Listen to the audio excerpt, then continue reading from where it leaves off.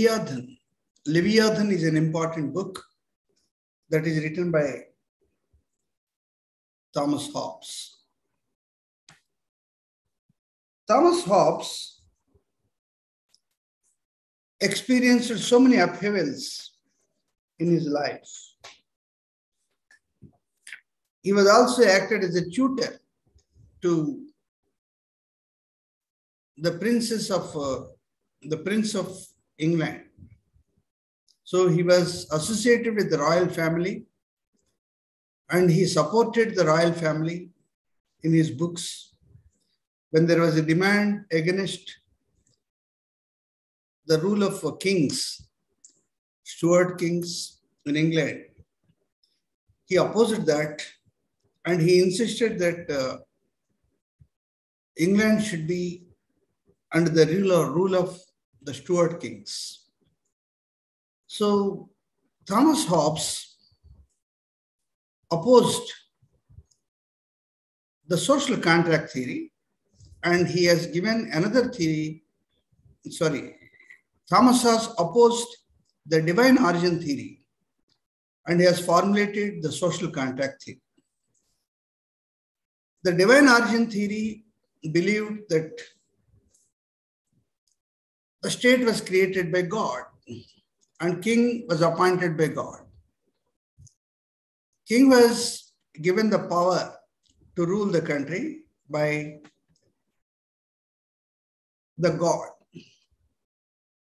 This is called as divine origin theory.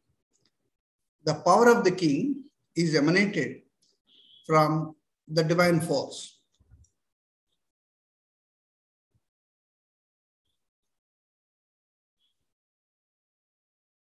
This theory was in force in medieval times and many ancient times. But Thomas Hobbes opposed this theory. And he has stated that state was created by human being. State was a human institution.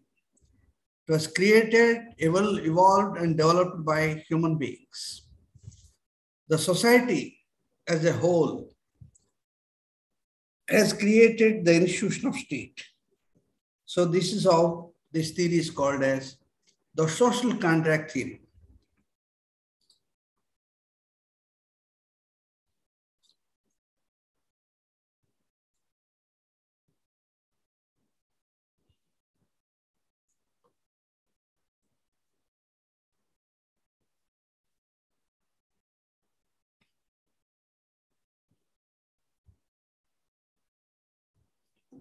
Thomas Hobbes, while explaining his theory of social contract,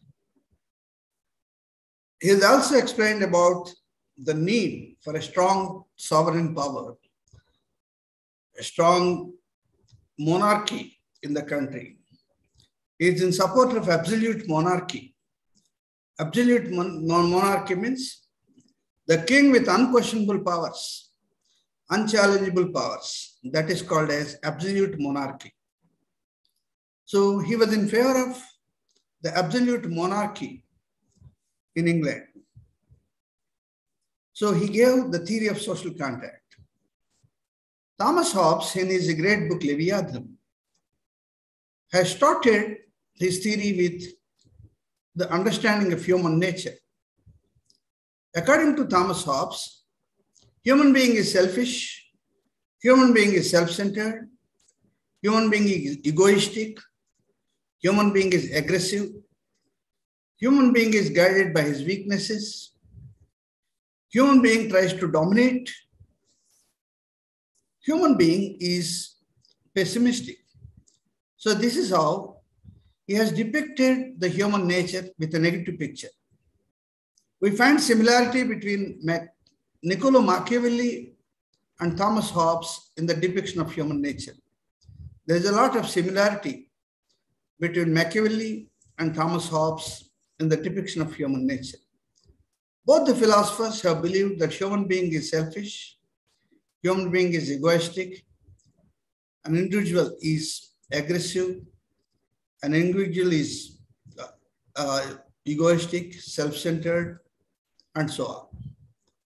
So human being is basically a person with bad qualities, a person with a selfish nature, who always strives to have his selfish interests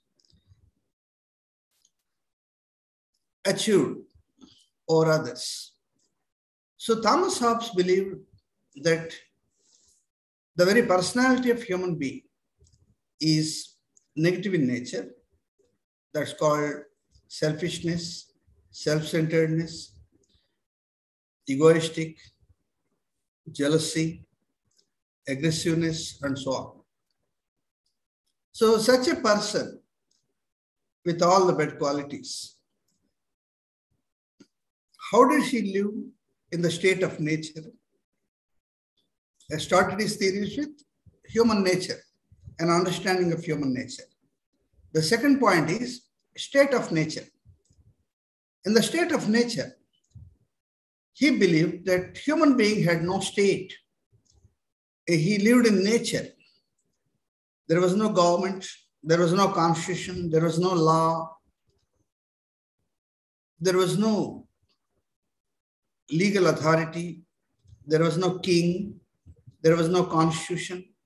So that kind of a state is called as state of nature. People are living in the nature without a government. People are living in the nature without a state. People are living in the nature without political institutions. People are living without the social institutions and so on.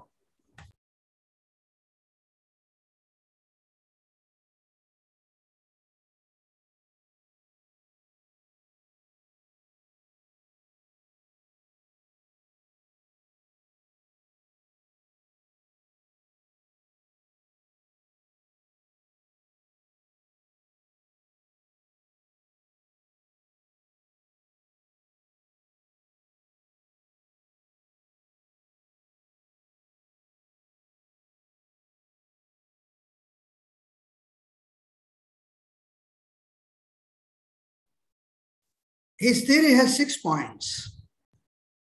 Social contract theory given by Thomas Hobbes has 6 points. The first point is human nature. The second point is state of nature. In the state of nature, human beings were living without state, without government.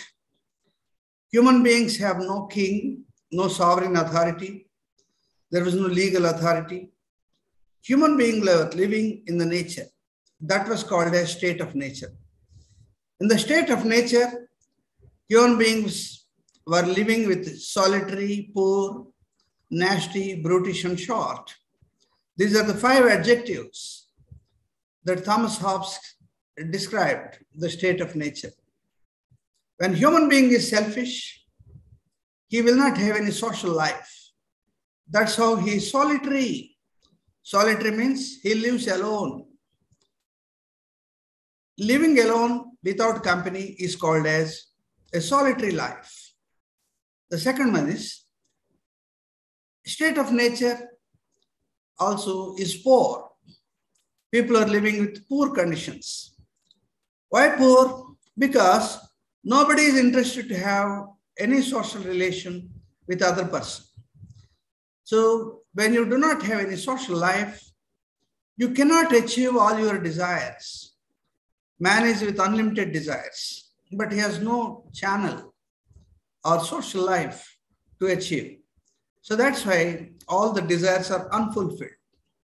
With the unfulfilled desires, human being only lives the life with poor conditions. That's why he is poor. And third one is nasty. Nasty means he doesn't have any values.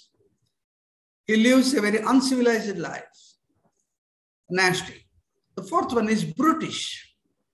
Every individual believes in his own power, physical power. And he uses his physical power for his living. So he is not protected by state or constitution or government or police. He has to protect himself by using his own force. So he believes that he has a lot of power, which is a brutal power or the power of an animal. So that's why he's called as brute, brutish. And fourthly, he's short. Short means when he always quarrels with others, his lifespan is very limited. He's short-lived. He cannot live for long. So that's how these are the 5 adjectives which were described by Thomas Hobbes to describe the state of nature. Solitary, poor, nasty, brutish, and short. Solitary, poor, nasty, brutish, and short. So these are the 5 adjectives through which he was describing the state of nature. So in the first point, Thomas Hobbes was discussing the human nature. According to Thomas Hobbes, human beings were selfish, human beings were self-centered, human beings were egoistic, human beings were always quarreling with each other, human beings were egoistic, human beings were jealous, human beings were aggressive. So these are the bad qualities of human beings. According to Thomas Hobbes, no human being is good. No individual is good. All the individuals are selfish, self-centered, brutish, jealous, egoistic, and aggressive. So this is how he depicted the human nature with all the bad qualities. According to Thomas Hobbes, no human being is good. Human beings are always having bad qualities. So this is all about his human nature. This is the first point. After that, he was describing the position of human beings in the nature. That's called a state of nature. According to Thomas Hobbes, in the state of nature, human beings are living a life with solitary, poor, nasty, brutish, and short nature. So in the state of nature, first of all, let us know what is state of nature. State of nature is the life of the people without a government, without a state, without a constitution, without a law, without a political authority, without a king, without any political institutions. How human beings were living in the nature. It's called as a life in the jungle, in the life in the forest. So that's called as the state of nature. The life of human beings and the nature without the political institutions, without the government, without laws, without any political institutions, without the constitution, without any legal authority, without any king. So that's called as the state of nature. So living life in the nature without any political authority, without any political law, without any culture, how people are living. So that kind of a status of the human being is called a state of nature. So as a second point, he was describing about the state of nature. In the state of nature, people are living a solitary life, poor life, nasty life, brutish life, and short life. These are the 5 adjectives that he has given. In the state of nature, the human life was solitary, poor, nasty, brutish, and short. Solitary, poor, nasty, brutish, and short. Solitary, poor, nasty, brutish, and short. Now let us know the meanings of these 5 adjectives. In the state of nature, human beings were living a solitary life. What do you mean by solitary life? A solitary life is one which do not have any social life. A life of an individual without the society or social life is called as the solitary life. The second one is poor. Why people are poor? Because human being has so many wants. So he has to satisfy all his wants by himself.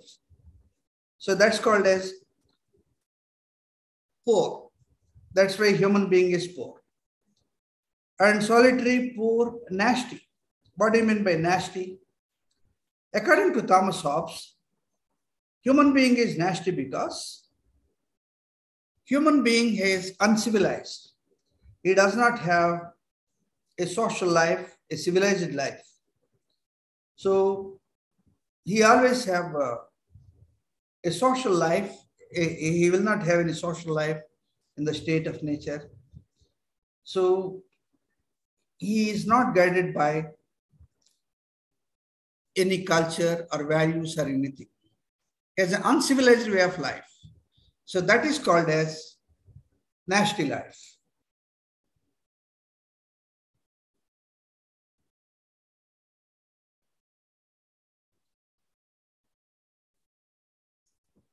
And the fourth one is human being is brutish. Human being is brutish because he believes in his own force. He doesn't believe in law. He doesn't believe in authority. He doesn't believe in the state or government. And he believes in his own force. And he protects himself with his own physical force. He thinks that he has strength like an animal. His own strength will protect him. So that is called as brutish. He has a brutish strength. He behaves like a brute. He uses his force while dealing with other people or other animals. So that's why in the state of nature, human being was brutish. And likewise, human being was short.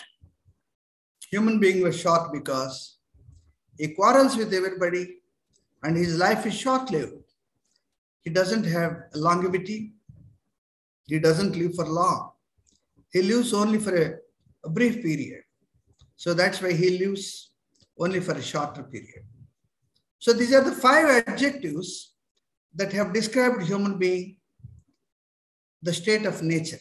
In the state of nature, human being is having all these 5 qualities: solitary, poor, nasty, brutish, and short.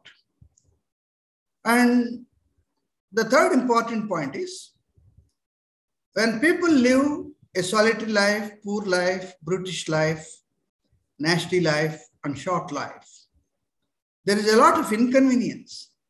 The third point is, what is the inconvenience in the state of nature? There is a lot of inconvenience in the state of nature. There was no development because people live a life with insecurity. When there is no security, there is no development. Security and development are intertwined. You cannot achieve development without security. When there is no security as such, how do you achieve development? That's why when there is no security, people do not have development. That is one inconvenience for every human survival. The first one is the survival itself is a problem because he has security reasons. The second inconvenience is when there is no security, there is no possibility of development. And third one is there were no fine arts, there was no social life, there was no cooperation, there was no collective living. So these are all the inconveniences in the state of nature. So when there was no state, when there was no government, when there was no police, when there was no law, when there was no constitution, when there was no king, or when there was no sovereign authority, people have to live a life with aloofness or alone. That's called solitary life, poor life, nasty life, brutish life, and short life. So Thomas Hobbes described the state of nature with these 5 adjectives. Human being's life in the state of nature was solitary, poor, nasty, brutish, and short. And after discussing this, he was also discussing about the inconveniences in the state of nature. What are the inconveniences in the state of nature? According to Thomas Hobbes, people are feeling insecurity. That was an inconvenience.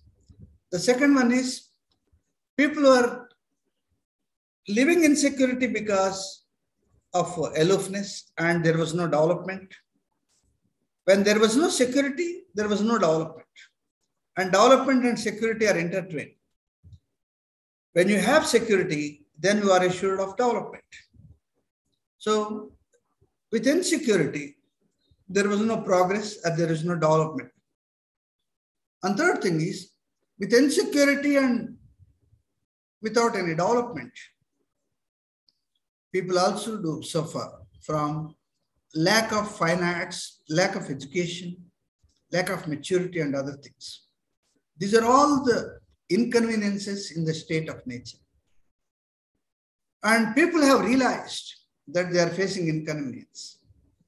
Thomas Hobbes says, though people are self-centered, selfish, brutish, they are living solitary life, they are living short-lived, but people always have an amazing quality of natural justice. Every human being is endowed with natural justice. What is natural justice? According to Thomas Hobbes, natural justice is a sense of right and wrong. People know that they are doing wrong. People know that they are not following any values. People know that their life is having inconvenience. And people also know that with only social life only, they can achieve anything. With individual solitary life, nothing can be achieved. So this sense of right and wrong, this sense of just and injustice, this sense of fairness and wrongness, this sense of correctness and wrongness is called as the sense of natural justice. According to Thomas Hobbes, every human being is having the natural justice. He knows that he is doing wrong. He knows that his life is miserable. So that sense of right and wrong, the sense of values, the sense of good and bad is called as natural justice. This natural justice is not given by any constitution, any law, or any other thing. Individual is endowed with the social justice, natural justice, by virtue of his birth. It doesn't require any constitution or any law to explain the natural justice. So in every human being, the consciousness, the subconsciousness of every human being describes him what is just and what is unjust. So individual is endowed with the sense of natural justice. Though human beings were selfish, self-centered, they are endowed with the sense of natural justice. That's how that sense of natural justice has brought them, all the people together. And that sense of natural justice united them. And people have assembled at one place and made a contract to establish the state. So the sense of natural justice that was prevailing in the minds of the people, though people are bad, though people are living solitary life, though people are poor, though people are having many problems within a state of nature, the idea of natural justice, the sense of natural justice has brought them together, and that togetherness have made them to have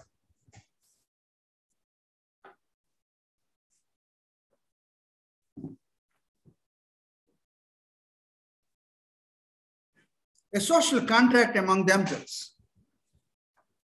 So as a fourth point, Thomas Hobbes describes about the social contract. The first point is Thomas Hobbes' views on human beings, human nature. The second point is state of nature. The third point is inconveniences in the state of nature. And the fourth point here is the social contract. What is social contract? According to Thomas Hobbes, when people realized that there was a lot of inconvenience in the state of nature, without a government, without a state, without political institutions, all the people came together at one place by using the sense of natural justice and they may have a contract among themselves. That contract is called as the social justice, the social contract. So the contract among themselves, the contract made by people among themselves to establish the state is called as the social contract. The people, they have used their sense of natural justice and they have decided to have their own government, their own state, and people have decided to have a king, a sovereign power to protect their lives and liberties and properties. So the decision of the people to have a sovereign power and to have a state is called as the social contract. With the social contract, people have made a contract among themselves. Contract means agreement.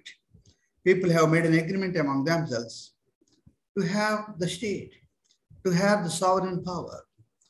And they have elected a strong person among themselves as the sovereign power.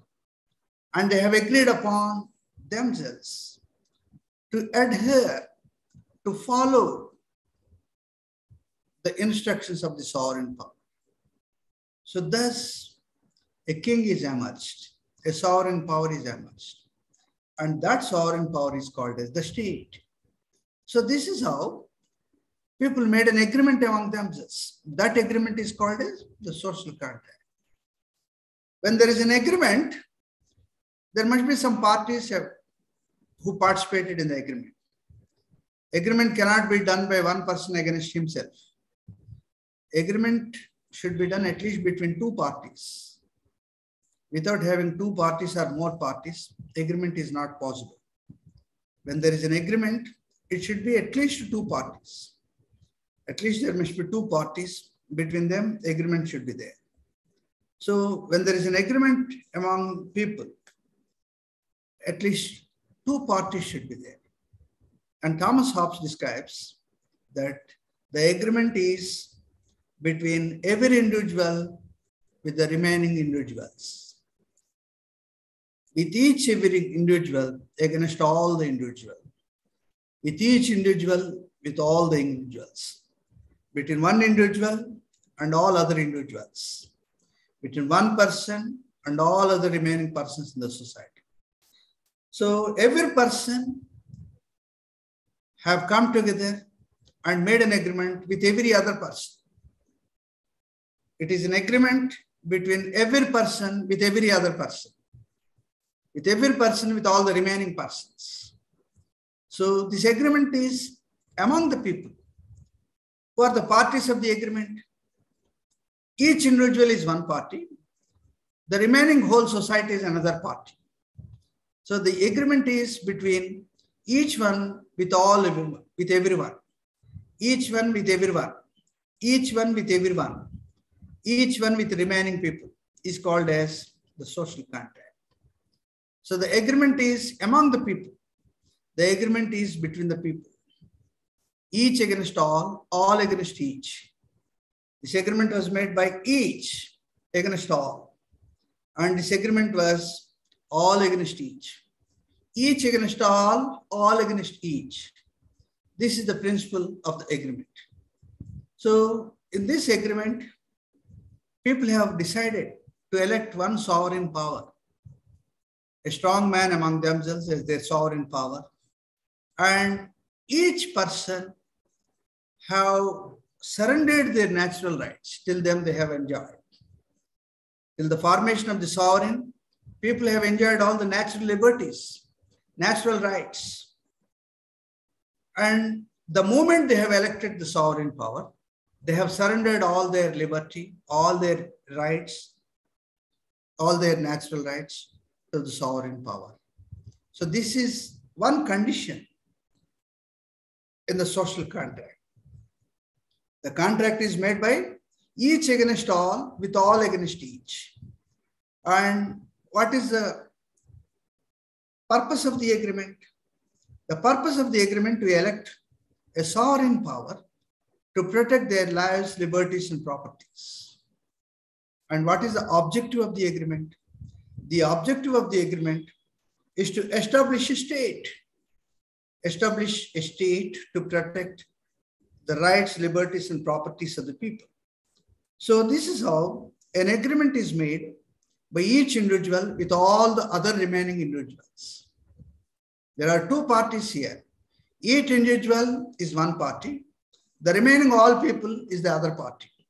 Each against all against each. The agreement is between each person with all the persons and all the persons with each person. So this is how an agreement is made. As a result of the agreement, a sovereign power is elected, and that sovereign power is endowed with so many powers because people have surrendered their natural rights, natural liberties to the sovereign power.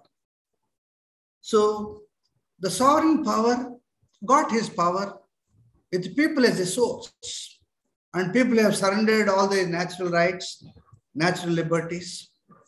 That has given the sovereign an extra power. So the sovereign is a powerful person. The fifth point here is sovereign power. Who is the sovereign power? The person who is elected by people to protect their lives, liberties, and properties is called as the sovereign power. And according to Thomas Hobbes, the king is the sovereign power. The king is absolute. The king has unquestionable, unchallengeable authority. The king with unquestionable, unchallengeable authority is called as the absolute sovereign. Is an absolute sovereign. An absolute sovereign is one who always enjoys the power when people do not question him, when people do not challenge him. The unquestionable and unchallengeable authority of the king is called as absolute sovereignty. So as the fifth point, he says, absolute sovereignty. The king should have absolute sovereignty because people cannot question him, people cannot challenge him. So this is called as absolute sovereignty. So let us remind ourselves of the points given by Thomas Hobbes in his theory of social contract. The first point is his understanding of human nature. First point is human nature. Second point is state of nature. Third point is inconveniences in the state of nature and natural justice. And fourth point is social contract, parties of the contract and conditions of the contract. And the fifth point is the sovereign power. The sovereign power. According to Thomas Hobbes, the king has absolute sovereignty, absolute sovereign power. What is absolute sovereign power? An absolute sovereign power is one which cannot be questioned, which cannot be challenged by common people. The authority which cannot be questioned or which cannot be challenged by common people can be termed as absolute authority, absolute power, absolute sovereign. So the sovereign authority or the king cannot be questioned by people, cannot be challenged by people. Thomas Hobbes says, if anyone questions the king, if anyone challenges the king may lose his authority and people may not have the state will crumble down and people are forced to go into state of nature. Again, solitary, poor, nasty, brutish and short, they re-emerge if you challenge the sovereign authority. That's why people should not challenge the authority. People should not challenge or question the sovereign power, the king. If they question, they may be forced back to the state of nature. They may bounce back to state of nature. There is a danger of people going back to state of nature if they question the sovereign authority. That's why, according to Thomas Hobbes, people should not question the king. People should not question or challenge the sovereign authority of the king. And he says, when king is unquestionable and unchallengeable, he is called as absolute sovereign. So this is the fifth point that Thomas Hobbes was telling. Let us remind ourselves, the important points of Thomas Hobbes. While describing the social contract theory, he started his theory with human nature, the first point. Second point is state of nature. Third point is inconveniences in the state of nature and natural justice. Fourth point is sovereign power. And fifth point is, so fourth point is social contract and the parties of the contract and the objectives of the contract and everything, the conditions of contract and so on. And the fifth point is sovereign power. In the sovereign power, he discusses the absolute sovereign power of the king or sovereign power. People have elected a king and people need to have obedience to the king. Law obedience or obedience to sovereign power. And Hobbes was describing the sovereign power as absolute because the sovereign power cannot be questioned. One should not question the authority. One should not question or challenge the sovereign power of the king. If they start questioning or if they start challenging the sovereign authority, there is a danger of people going back to state of nature. The sovereign authority may be worsened. He may lose his sovereign power. And once the king loses his sovereign power, there will not be any state. There will not be any authority. And when there is no authority or when there is no king or authority or political institutions, people may be forced back to go to the state of nature. There's a danger of being pushed back to state of nature. That's why Thomas Hobbes says people should not be forced to go back to state of nature. And when people respect the authority, when people do not question the sovereign power, when they cannot question or challenge the sovereign authority, that sovereign authority becomes absolute. That's called absolute sovereign. With absolute sovereignty, people can have safe and security life. So that's why, according to Thomas Hobbes, the fifth point here is people have endowed with the natural justice, the sense of natural justice, and they should not question the sovereign authority for their own security and development. So as a fifth point, he describes about absolute sovereignty.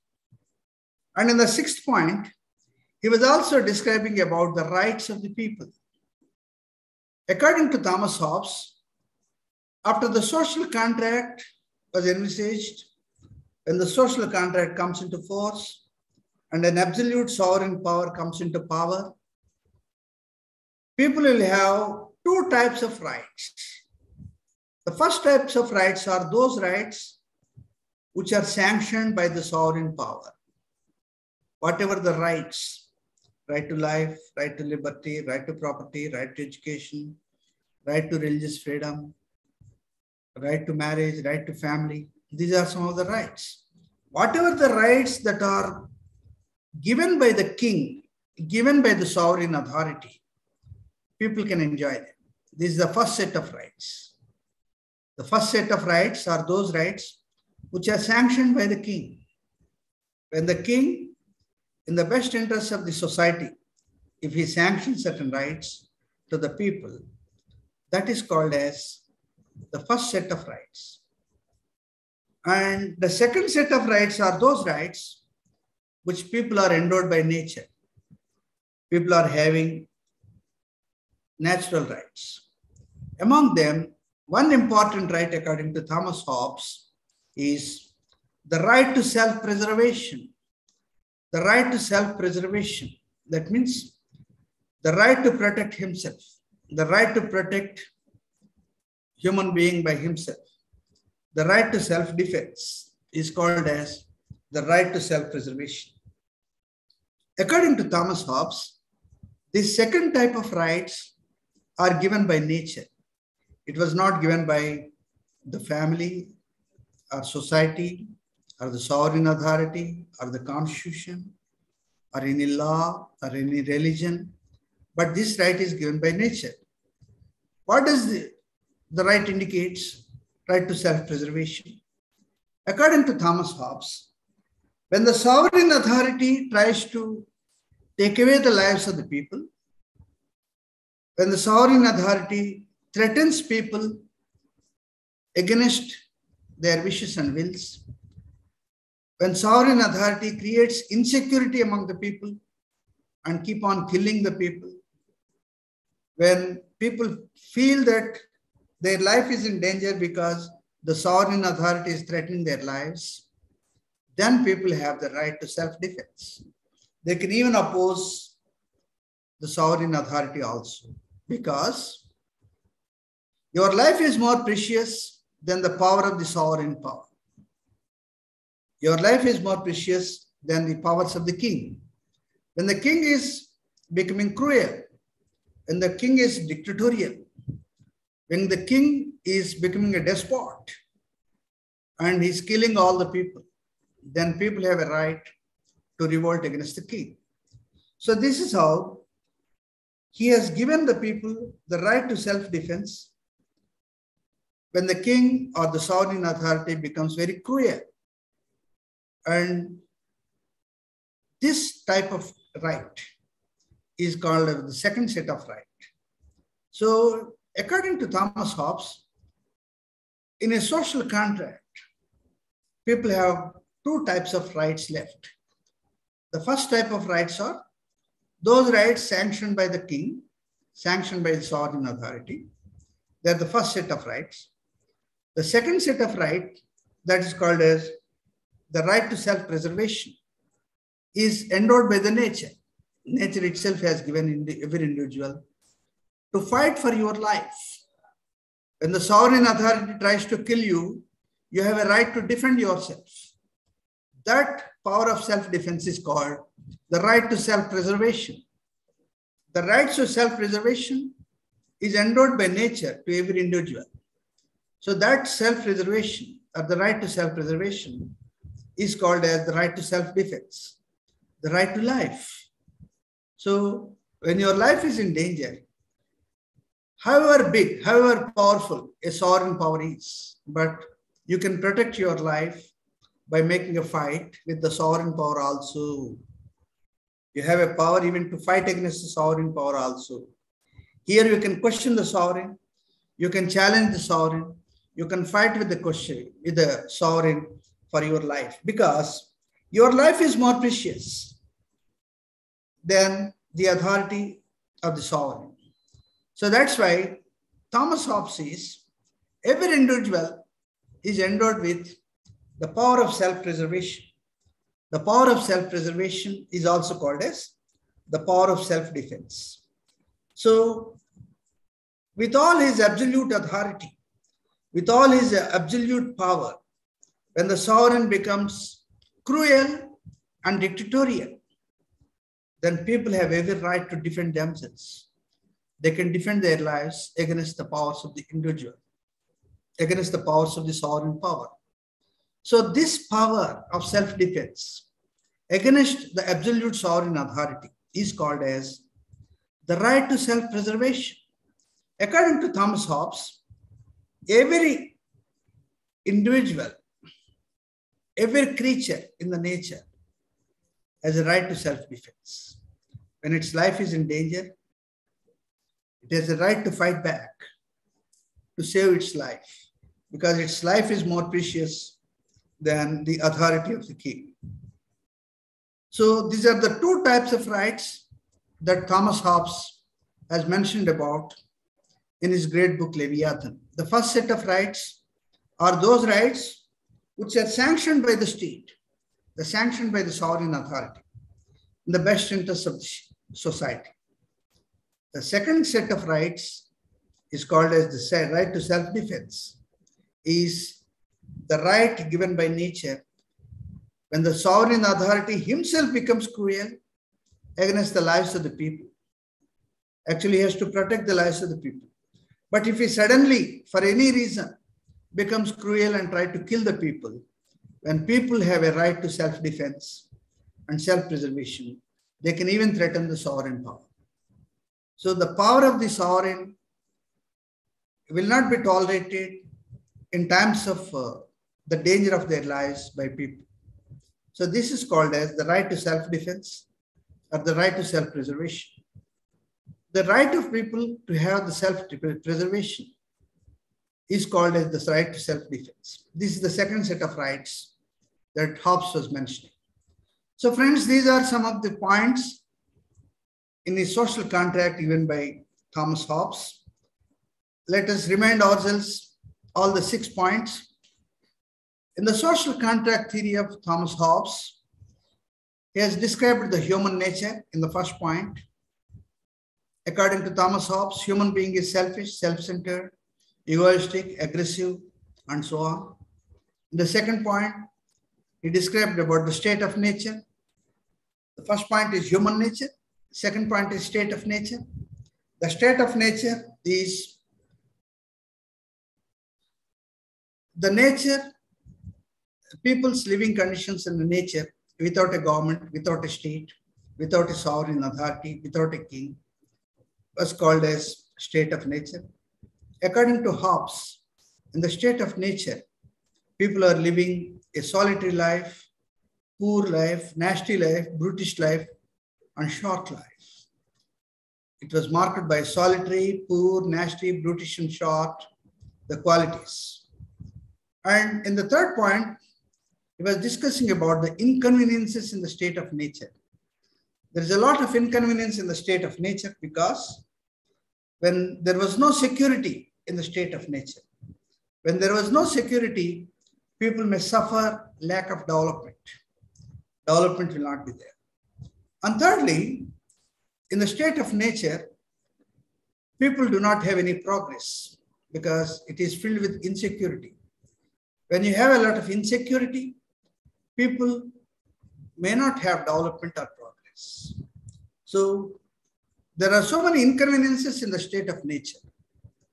And he also says that however bad people are, but people are endowed with one good quality, that is called sense of natural justice. Sense of natural justice. People know what is good and what is bad, what is fair and what is unfair, what is right and what is wrong.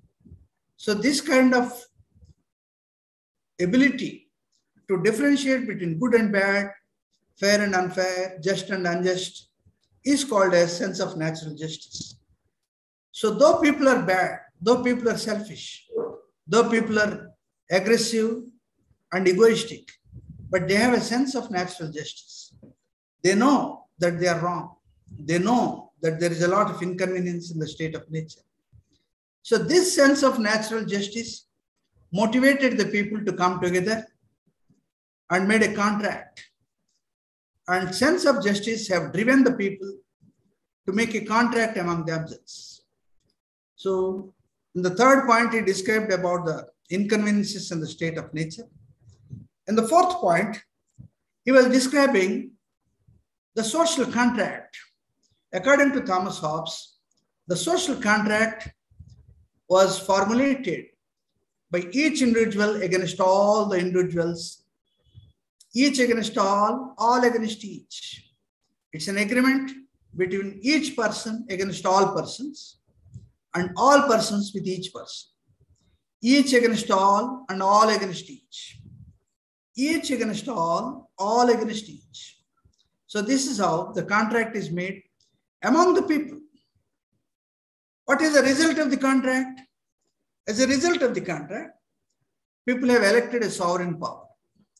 And that sovereign power is the fifth point. The fifth point is sovereign power. According to Thomas Hobbes, the sovereign power is absolute. The sovereign cannot be questioned. The sovereign cannot be challenged. The unquestionable, unchallengeable authority of the king is called as absolute sovereignty. And with absolute sovereignty, people also have certain rights. And he has said that people have two sets of rights. With one set of rights, people are sanctioned rights by the authority. Whatever the rights that are given by the king, they are called as the first set of rights. The second set of rights are those rights which are given by nature to each and every individual. That's called as the right to self-preservation. Nature has given you to defend yourself when you are in danger.